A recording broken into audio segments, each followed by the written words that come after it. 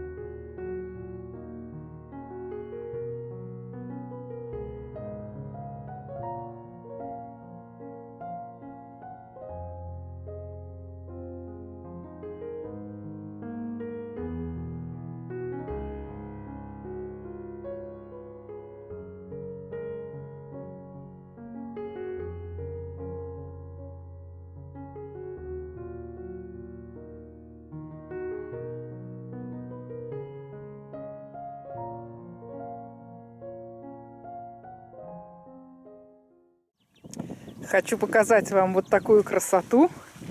Вчера приехали. Это так называемые русские улья. Большие лежаки на высокую рамку. Я пока, конечно, плохо разбираюсь в пчеловодстве, но на больших рамках занимались пчеловодством там русские где-то там век назад. Это потом у нас все изменилось, и все перешли, скажем так, на западные технологии, начали вывозить южных пчел, а в таких лежаках как раз водят среднерусскую пчелу. Очень мне нравится. Смотрите, как сделано. Я их покупала у Андрея Якимова, Владимирские улья.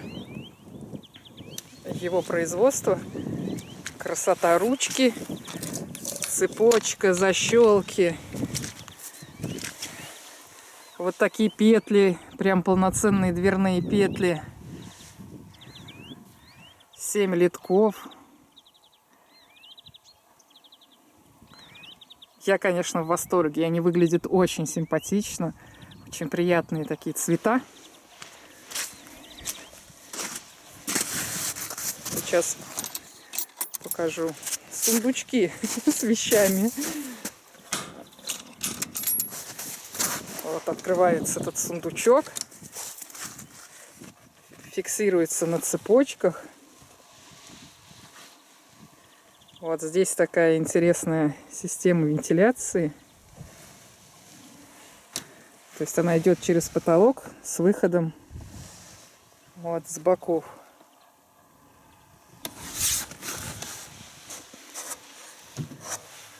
Все в решеточках. Красота.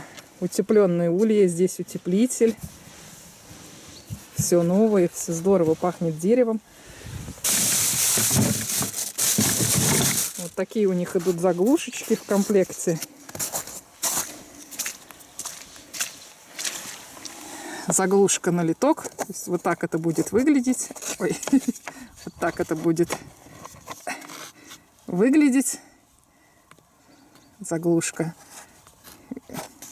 открыта на вентиляцию или закрыта.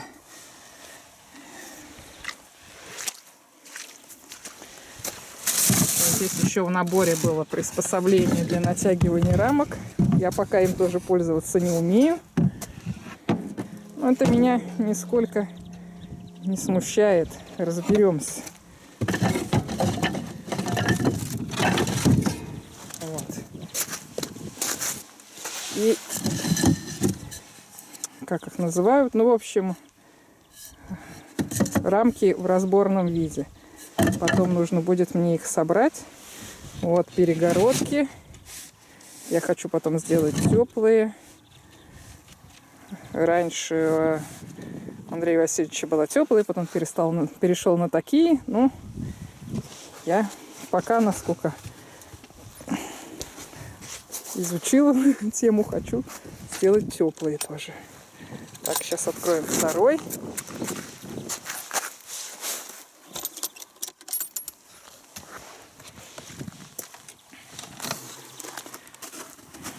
Красота, просто красота.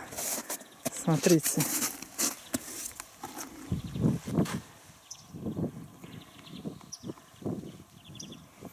Крышка здесь тоже утепленная, или крыша, как это называется в ульях. Пока особо не владею. Вот здесь еще куча наборов для того, чтобы собрать из них рамки.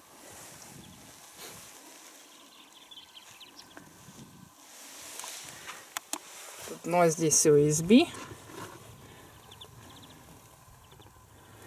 В общем, красота, красота.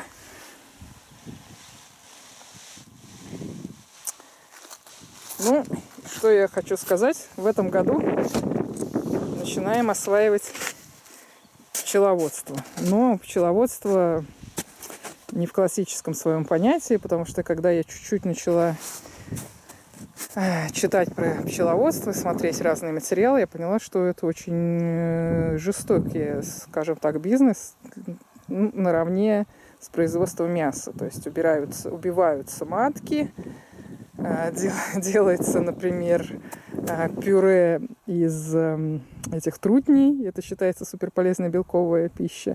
Ну, в общем, поэтому чем меня привлекла вот эта методика, Якимов, он продолжил дело Федора Лазутина, гения наших времен, к сожалению, рано ушедшего из жизни. Федор Лазутин возрождал именно русское пчеловодство. Вот. То есть по этой методике с пчелами обращаются гуманно. Вот. Никого стараются не убивать. Ну, только если уж там семья как-то погибает, и что-то для экстренного спасения, какие-то вмешательства кардинальные. А так, насколько я пока, опять-таки говорю, поняла, идея русского пчеловодства — дать пчеле максимальную возможность жить в естественных условиях. Мед по такой методике не отбирается весь, пчелы сахаром не кормятся, не закармливаются. Пчелам остается столько меда, сколько им нужно на зиму, а отбирается только лишний мед. И отбирается он осенью, когда уже пчелы уходят в клуб. Вот это, конечно, здорово. Это потрясающе, если у меня это получится. Ну, вернее, я надеюсь, когда это получится, рано или поздно точно получится, то это будет просто здорово. Просто пчелы заготавливают меда себе на зиму больше, чем им нужно. И отбирается только лишний мед.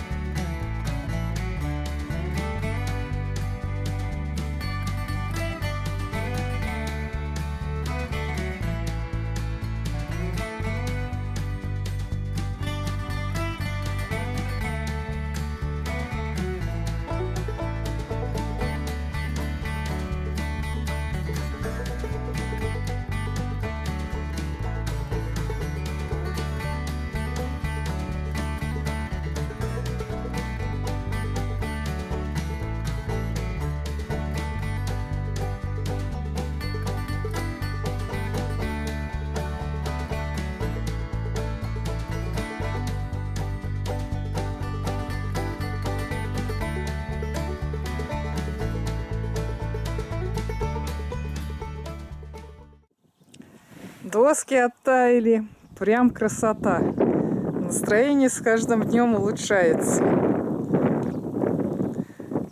Вот набросали мы вот эти вот кучи в январе с парнем из соседней деревни. Ну, вернее, как набросали. Это он трактором поднимал вилами и складывал. Вот мне их нужно будет очистить от коры. Сейчас пока влажно, пока кора хорошо сходит. Очистить и переложить через прокладки, и будут они лежать сохнуть. Сейчас хочу через забор несколько вот этих тоненьких досок перебросить и наметить контур дома. Посмотреть, как это будет выглядеть. Ну вот я перебросила 6 досок. Сейчас оббегу вокруг участка. Калитка у меня пока находится только в самом начале участка одна. Вот с той стороны стяну эти доски с забора, разложу на земле. Ну и покажу, так сказать, пятно застройки. Хотя бы помечтаю, где будет стоять дом.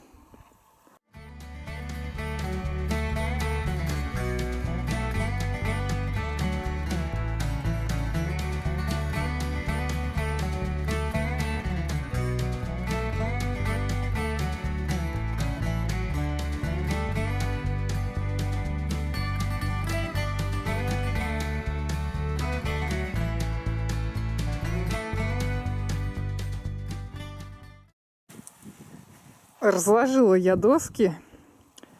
Размер дома у меня будет 6 на 12. Получается 2 доски в длину, 1 в ширину. Сейчас очень хорошо видно весна. Снег активно тает, и видно, где возвышенные места, а где низинки. То есть в аккурат я попадаю перед низинкой, а здесь уже все просохло.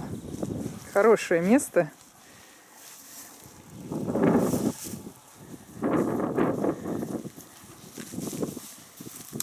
Но дом я буду ставить на обычных вот фундаментных блочках. И будет он каркасный, и будет он, ну, по-современному это называется модульные дома, но я называю это дома из бытовочек. То есть я буду делать несколько бытовочек, соединять их между собой, заводить их под общую крышу, под общую наружную обшивку. Вот. Но почему я так решила делать? Потому что сейчас нет ничего постоянного, а такие дома удобны, что их можно там передвинуть вообще в любое место и даже перевести совершенно там в другую область. Строить я его буду этим летом. Вообще в моих планах к осени уже переехать из сарая и заехать в дом.